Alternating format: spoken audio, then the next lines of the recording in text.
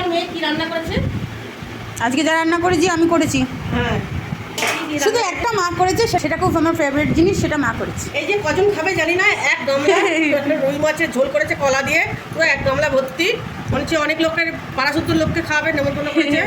আর এখানে করেছে দেখি ঝোলটা একটু বেশি হয়ে গেছিলো, আজকে বড় কড়াইতে রান্না হয়েছে তো। কলের জল দেখেছে, সবই কলের জলটা এখানে দিয়ে দিয়েছে। এখানে হচ্ছে মাছের তেল, বেগুন দিয়ে ভাজা করেছে, তেল বেগুন।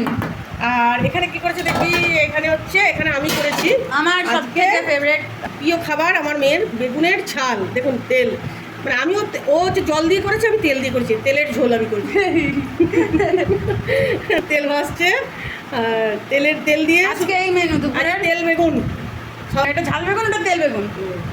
এই হচ্ছে দুপুরের আমাদের মেনু। এখন এই খাওয়া দাওয়া সবাইকে দেবো।